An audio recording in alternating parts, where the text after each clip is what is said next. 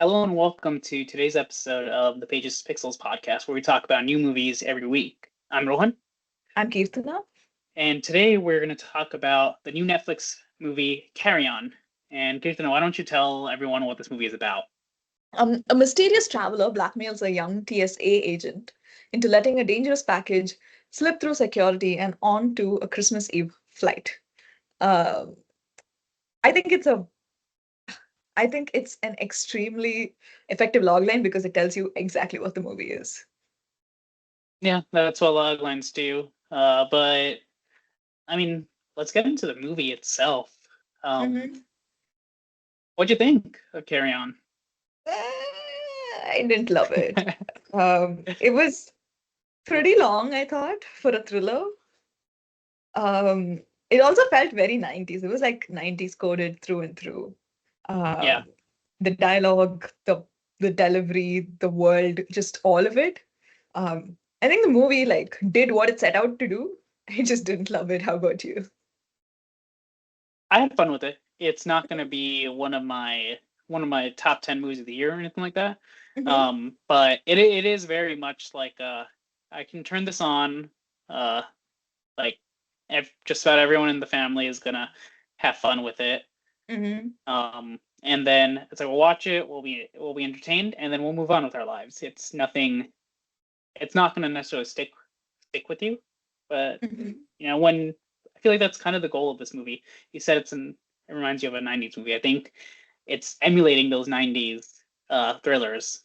Die Hmm. Hard, for example. Yeah, I mean, it's an effective movie, just not one that I enjoyed. It's a simple plot to follow.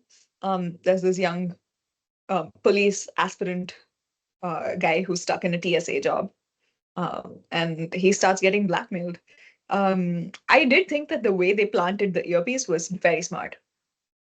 Oh yeah, I actually like that where it's just the girl going, "Hey, this isn't mine," and then she Yeah, pops up later also yeah, at the yeah, airport bar. yeah. This was a very like I think the movie was.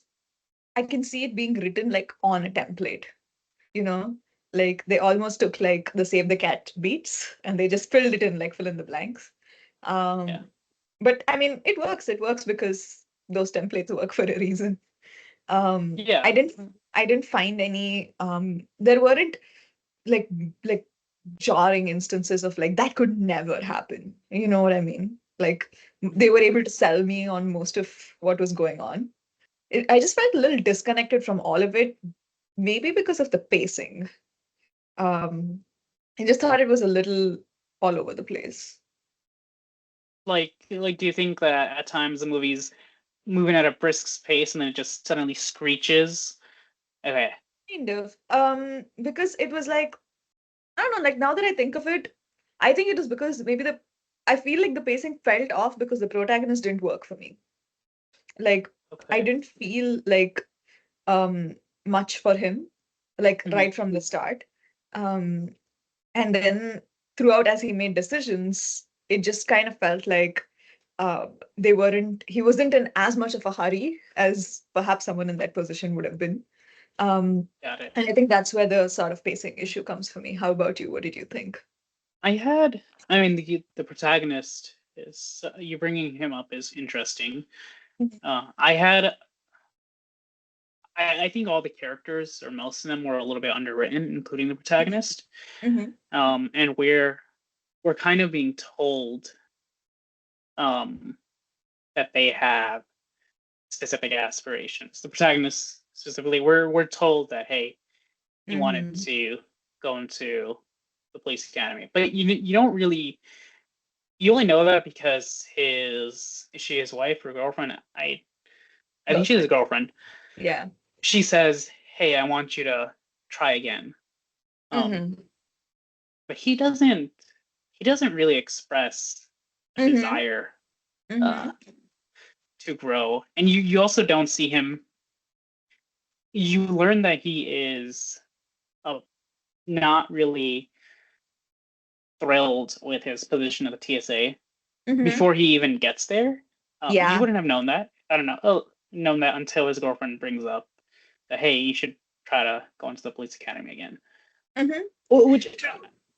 which I Sorry, also sorry. want Go to ahead. say, it just I don't know. That goal feels very weak. Mhm. Just wanting to be a police officer. Yeah, I think like the way I look at it, even that feedback I think would be solved if the pacing issue was, it's all interconnected because to me, like if you had given me some more time in the beginning with him and I had seen why this means something to him, uh, instead of being told why this means something to him, I think that would have helped me connect better to the protagonist and like settle into the story a little better. Um, the other little like issue I think I found was it was too many new things. Like right at the beginning. Like we don't know what his status quo really is, right? Right. Because in the first scene, basically, we find out that he's like his wife's like girlfriend's pregnant. So his Yep. status quo has already shifted. Then we find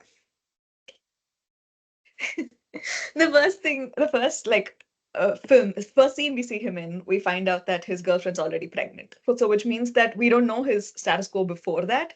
So we only see it after it has shifted.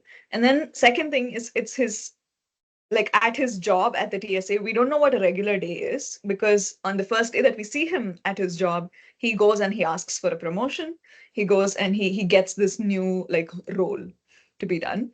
I just think that if we had seen what his normal was, we would understand why the inciting incident was like throwing a wrench in that. Um, Yeah.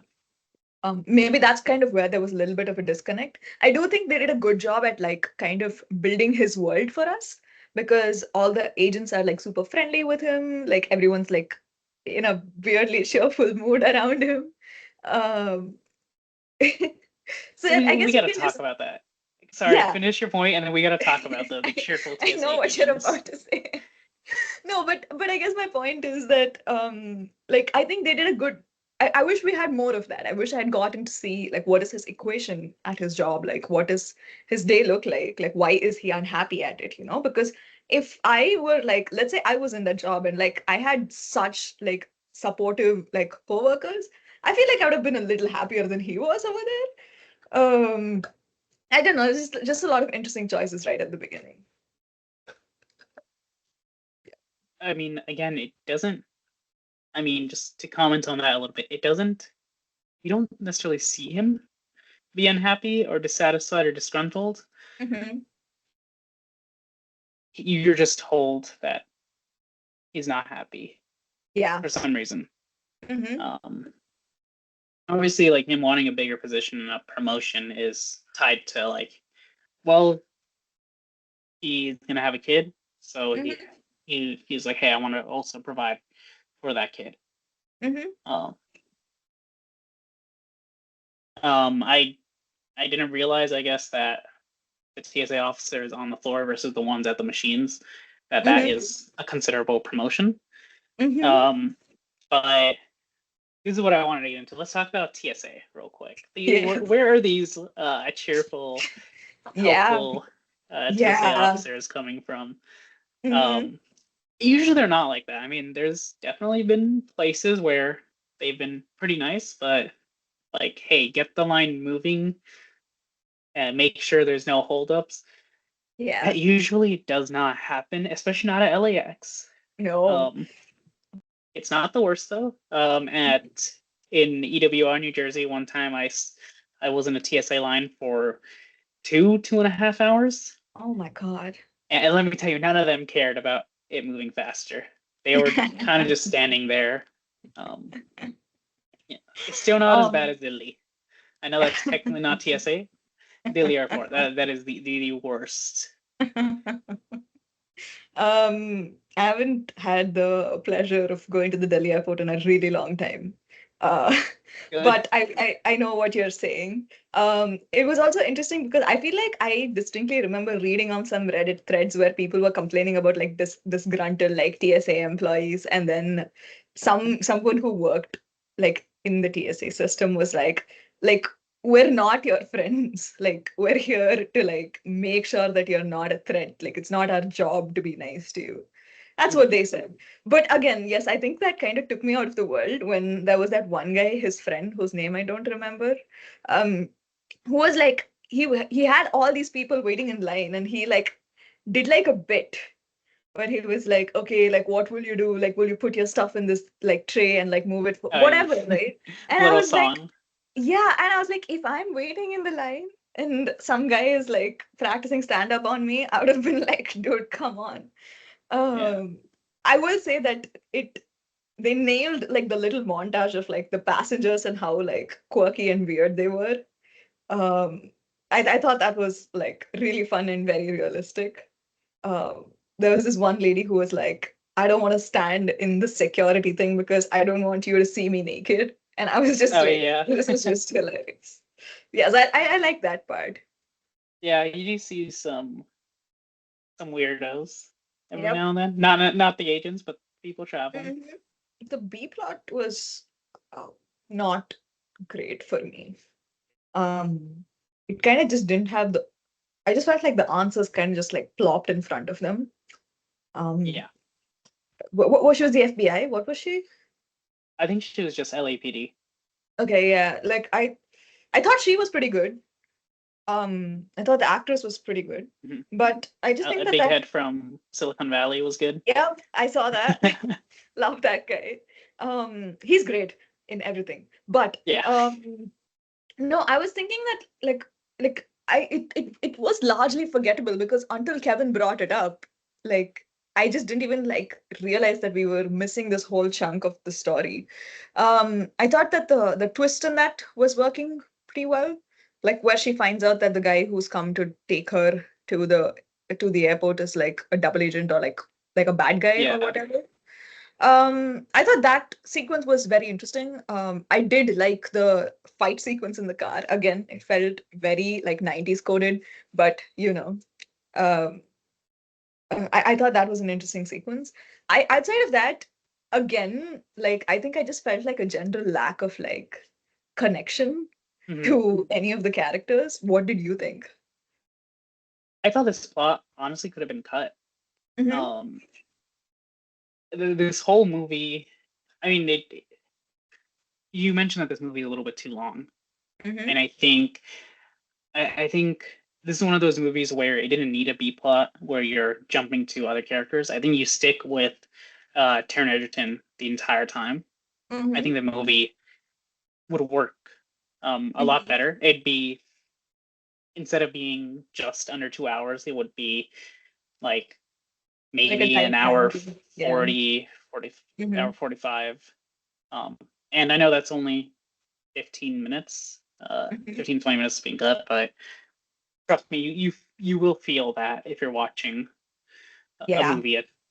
And it just feels like the entire it feels like there's two things that that whole B plot served. One is to reveal what is in that bag that is going to be Mm-hmm. scanned, which this is a movie where they're already giving us so much exposition. They're giving exposition about the character and the character's desires. I don't get why they can't give us exposition about like what the MacGuffin of this But the thing is, they do. movie is. In the bathroom when they have that little fight sequence, when him and Jason Bateman's Jason character, Bateman, when they yeah, have that, he just like spells out what it is. right, yeah, Um, which honestly, it felt like an early 2000s procedural in that yeah, a little bit. mhm. But no, And he that's all you spells out needed. everything. Hmm. Hmm? Yeah, and I think that's all you needed. Yeah, Um, exactly. and Um, when it goes to the machine, he's gonna see it also. He's gonna be like, oh shit, mhm. it's a bioweapon.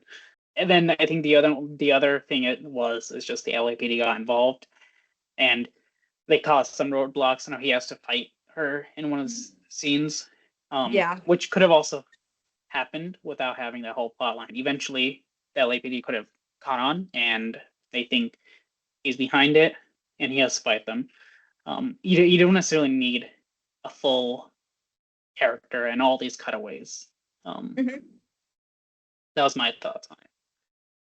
No, I agree. I think that overall, if you look at the structure, you know how they say that that some like good plots come from the antagonist's plan, and then it's like the protagonist getting in the way of that, that Mhm. changes the plot. I think this movie followed that to the T.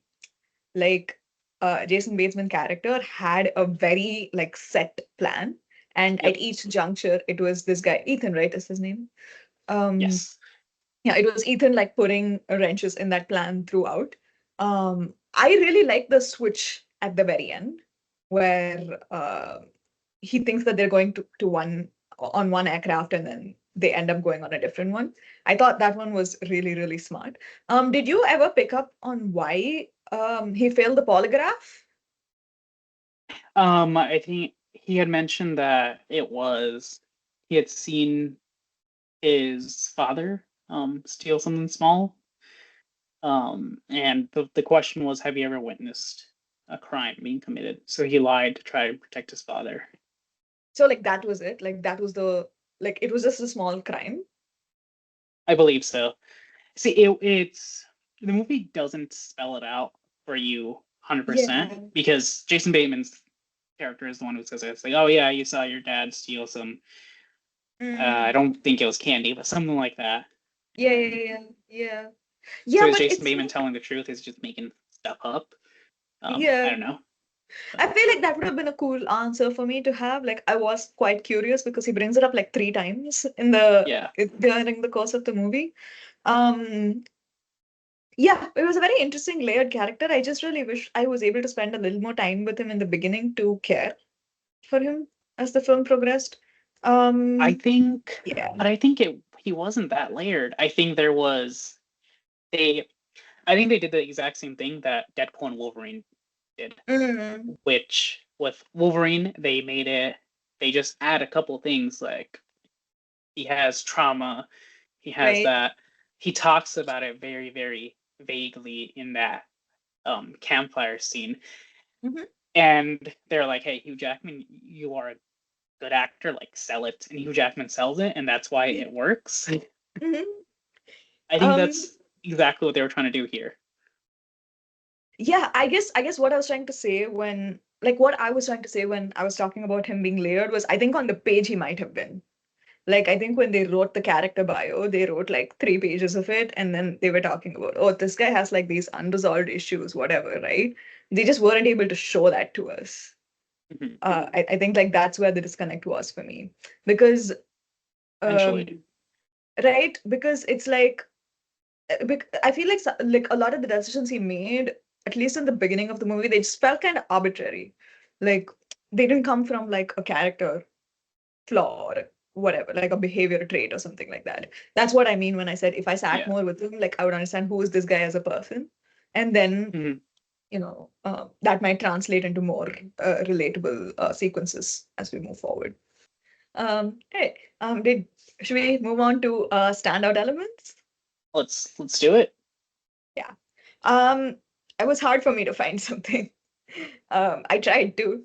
I want to say world building, but I also realized that many times when I don't like a movie, that's the answer I default to.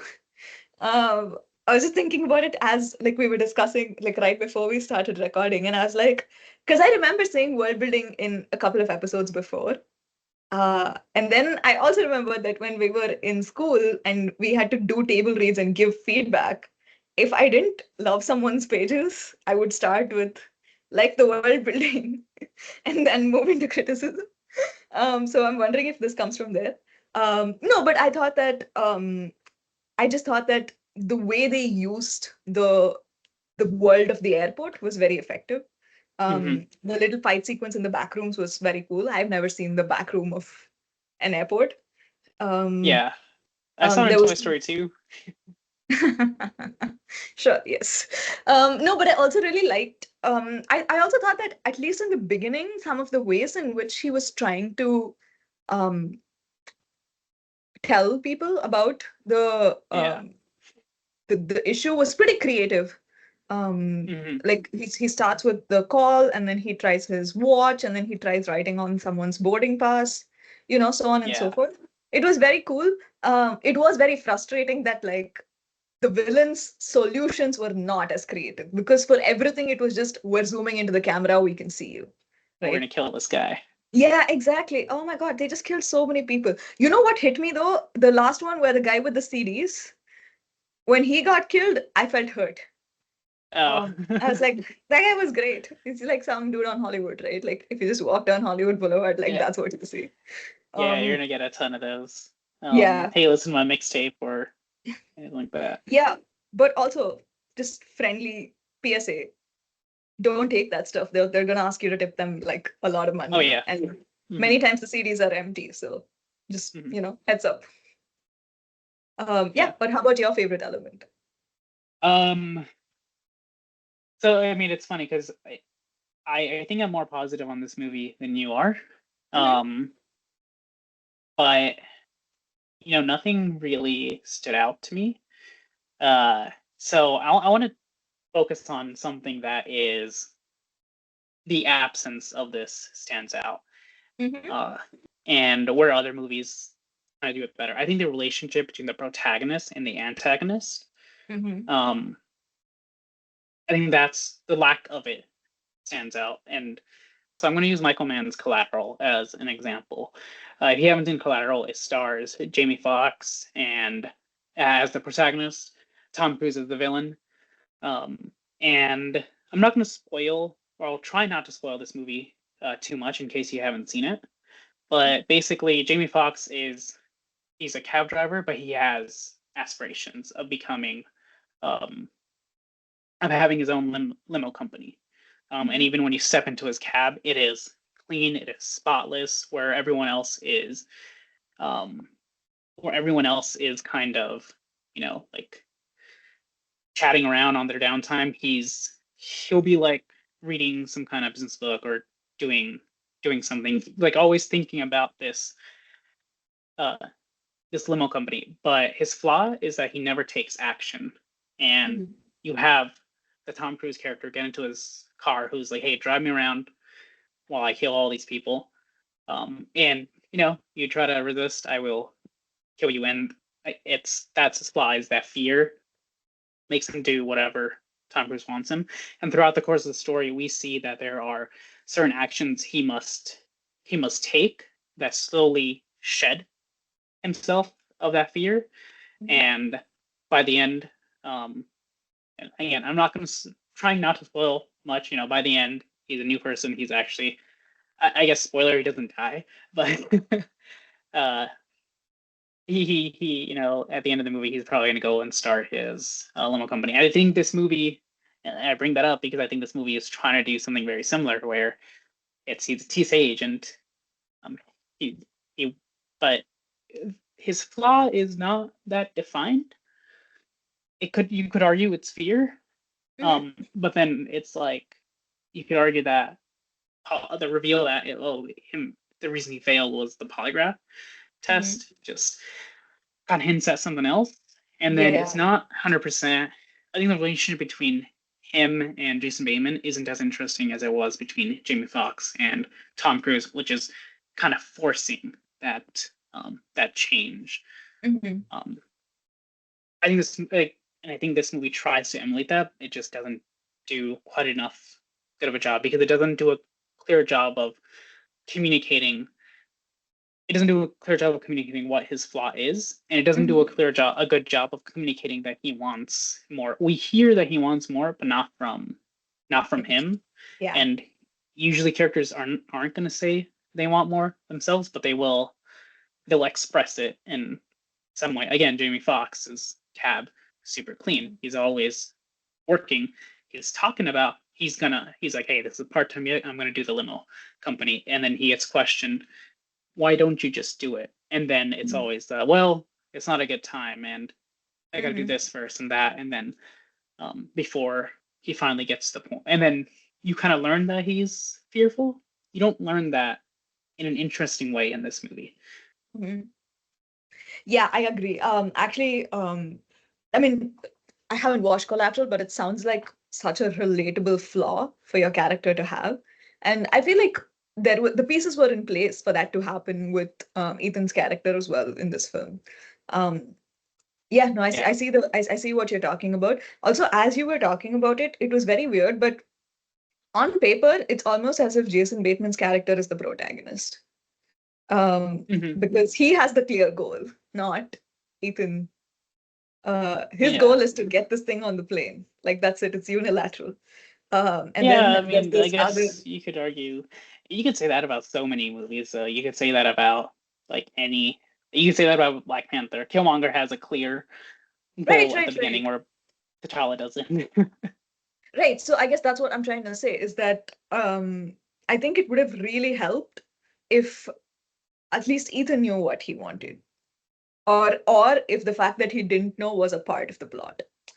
Mhm. Uh, it's I don't know. I just feel like when you're talking about the relationship, I think like that's another thing that kind of like made it fall through for me. With so Netflix was recently in the news for this syndrome called second screen syndrome? Yep, yep. Yes, it Okay. is.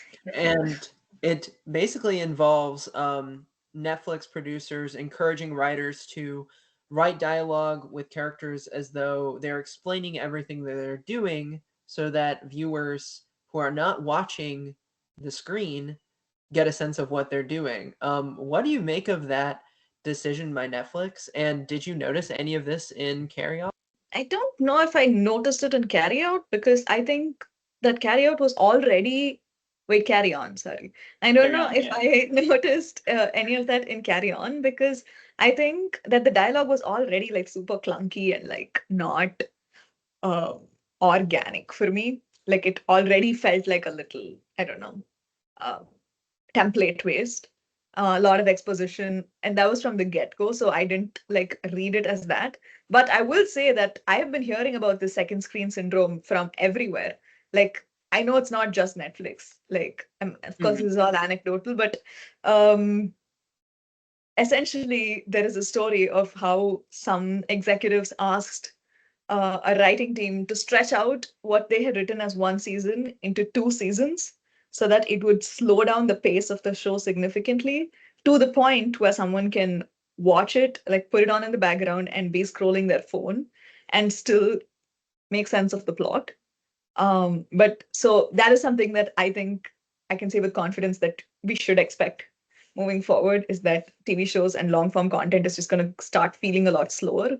And the Mhm. idea is that people can multitask while they watch it. Yeah, and it's complicated. It's a complicated subject because on one hand, of course, us being film people, we're like, no, give the writers this, don't sacrifice on quality. But then Mhm. it's like you have to recognize the fact is it's like the reason why the producers are saying this is Mhm. because it's yeah, consumers, the people watching, they're they're gonna be on their phones. Like Yeah. you can't like what are you gonna do? And then if they get lost, they're not gonna like the product. And if you keep putting out stuff that they're not liking, even though it's actually good, but they're not connecting with it because they're not because they're doing something else. They're gonna cancel their subscriptions, and um, so I get where it's coming from. And but then it's unfortunate. As for Carry On specifically, I mean, we were talking about like this movie's full of position, so I do think that it is being affected by that second screen thing. So second screen syndrome, I think there's a lot of dialogue where the characters are speaking so that the audience um, doesn't have to be attentive at like every second. Yeah, and honestly, like personally, as much as it sucks from like, oh, creative artist standpoint, I get it. Because like film, TV, storytelling has evolved through time. Like the way Yeah. procedurals were written is very different than how serialized shows are written today. Um, Hmm. like structure changed entirely. Like people used to write with act breaks. I don't think they do anymore. Stuff like that, right? Like For like I network shows, they still do. Right, but like on a streaming show, they don't. The way you would Yeah. write like a bingeable show would be very different than how you would write a show with 24 Right. episodes that's going to come out every week. I mean, it changes between region and region. In India, we write like predominantly in like two big acts where like the interval is super like the midpoint interval block is Yeah. super important. because people are going to leave the theater, and when they come back, they need enough for them to get back in. That doesn't exist here. Stuff like that. So I think it's important to adapt. It's gonna suck to change, but we'll do it. It should be fine. I will say though that it is second screen thing is happening specifically with these streamers like Netflix. Mhm. But I think a lot of this style of dialogue for TV has been around for Yeah. many years. It wasn't the second screen, it was, but it was like, hey, make sure that someone that's folding laundry with the TV on Yeah. can follow it without having their eyes on the Yeah. screen at the exact moment. And you watch network shows even like the 2000s Mhm. or even 2010s. It does feel there's a ton of exposition. Mhm. So I don't think Um, this is anything all that new. It's new that it's coming from a streamer. Yeah. It happened before in radio too, because when people started driving with their radios on, radio jockeys were asked to speak for longer, like say the same thing like 5 times, for people to understand as they were driving. Yeah. So you're right, it's not new. It will be a pivot. We'll see how it goes. Yeah. I think the one that also it's Netflix. I think when we really need to start being like, oh shit about this is when you have HBO. I knew you make were going to this. say that. Yeah. Because HBO has kind of been the one, and I'm talking. There's HBO, and then there's Max. Mhm. Everything from HBO is on Max, but not vice versa. I'm talking when it's like actually on the channel HBO and then also on streaming. Mhm. Shows like Game of Thrones, House of Dragon. Mhm. They tend to definitely be on the forefront of quality over everything. Yeah. And if they start folding, then I think that's big. Yeah. It's going to be an interesting year. See how things go. All right. Are you ready to move on to scores? Moving on to our scores for Carry On. As a reminder, or if you're new, the way we do our scores is on the script coverage scale of pass, consider, and recommend. Pass if we don't like something, consider if we think it's okay, recommend if we think it's great. As a reminder, this is not an actual recommendation, it's just a score. With that said, how would you rate Carry On?